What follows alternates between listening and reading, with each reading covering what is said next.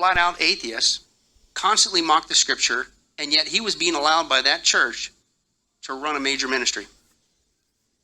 But they were more concerned about having somebody run that so-called ministry than calling that guy out on the carpet. Another one, this was sick.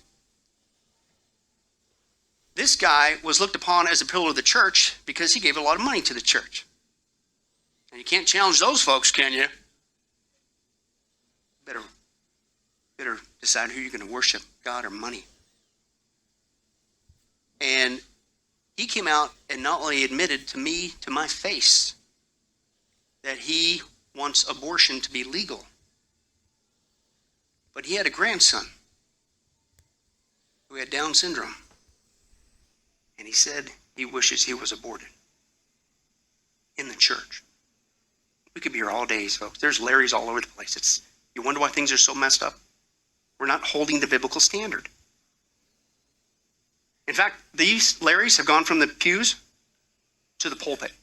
Let me give you just a couple quick examples. Again, we could be here for days. Wes, he's a Methodist. He lost confidence in the Bible while attending a liberal Christian college and seminary. He says, I went to college thinking that Adam and Eve were real people. Now he no longer believes that God exists. His church members do not know that he's a what? Atheist. In other words, he's lying to them behind the pulpit. But he explains that they're somewhat liberal themselves, and his colleagues are even more liberal. Listen, they do not believe Jesus rose from the dead, literally. They don't believe Jesus was born a virgin. They don't believe all those things that will cause a big stir in the churches. Behind the pulpit. Rick, he's a campus minister for United Church of Christ. He was an agnostic in college and then lost all belief by the time he graduated from seminary. He chose ordination in UCC because it required no forced doctrine. Wow. Even though as he graduated from seminary, he says, quote, I knew I wasn't going to make it in the conventional church. He couldn't go in there and teach his own theological views, which is basically no theology. He doesn't believe in all this creedal stuff about the incarnation of Christ, the need for salvation. And he remained in ministry because these are my people. This is the context in which I work. They're the people that I know. In the pulpit, his mode is to listen, talk as if he does believe. Because listen, as long as you're talking about God and Jesus in the Bible, that's what they want to hear. Besides, language is ambiguous and can be heard in different ways. He's making it up. Fooling the congregation. Oh, he's not the only one. Daryl, he's a Presbyterian. He's a progressively minded pastor who wants to see his kind of, quote, non-doctrinal Christianity given validity. He acknowledges he's more of a pantheist, that all is God, than a theist. He thinks that many of the more educated members of his church have the same liberal beliefs as his own. The beliefs or unbeliefs are stated clearly.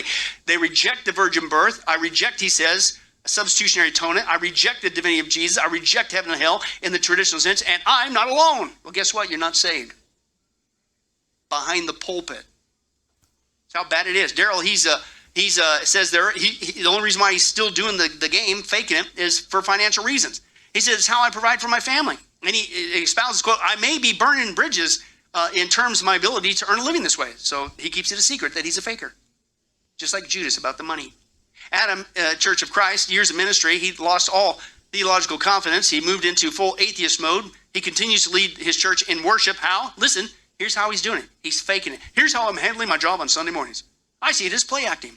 I see myself as taking the role of a believer in a worship service, performing.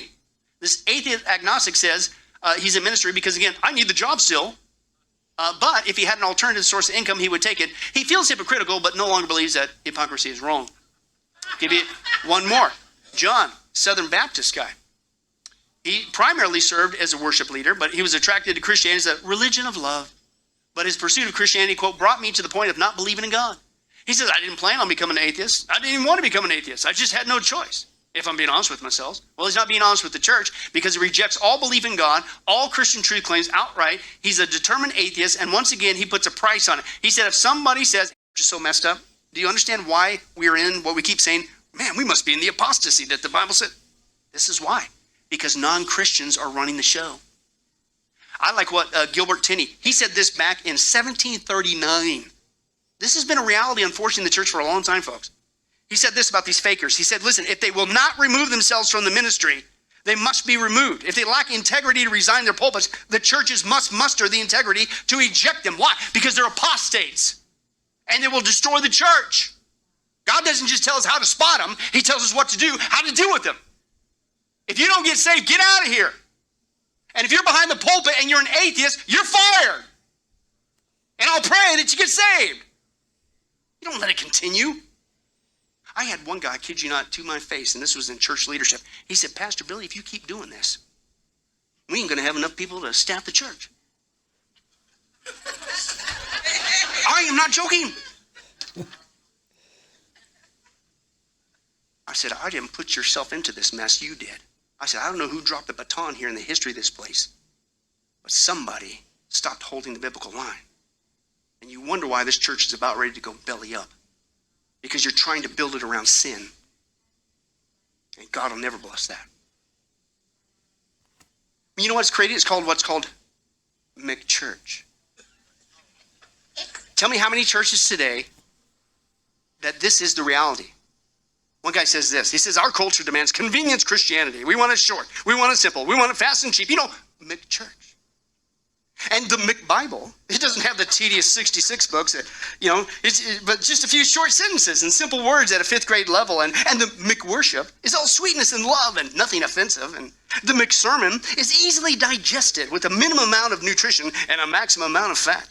And each McPrayer is centered on temporal material things to keep the mind from wandering off to the spiritual. That's elusive for the modern American. And to keep kids awake, we got the McHymns that are hip-hop style. And we got McMarriages, too, in this McChurch, performed by folk who like quick relationships and throwaway vows. That's a big feature. And the McPastor, he's a touchy-feely guy who's majored in pop psychology with an in-depth understanding of your every felt need. Learn to be a better you. And McSins, they're called boo-boos. Yeah, boo-boos. And they're easily forgiven with fast prayers, and of course they're soon repeated, but nobody takes that seriously. And you eliminate all the negative, you dwell only on the positive. And the McYouth program, it's short on Bible study, long on fun and games. It's designed to give kids what they want so their parents can go out and have fun in the evenings without worrying their kids getting involved in drugs and sex. And McSalvation doesn't have any of this deep doctrine of substitutionary atonement or regeneration, but a simple human decision or a nod in the head that is adequate to bring the person into the McKingdom, where he hopes to live happily ever after. And of course, that all ends up in McHeaven, where there are no golden streets, but arches that appear over a broad entrance where the grill is scorching and the deep fried grease is super hot.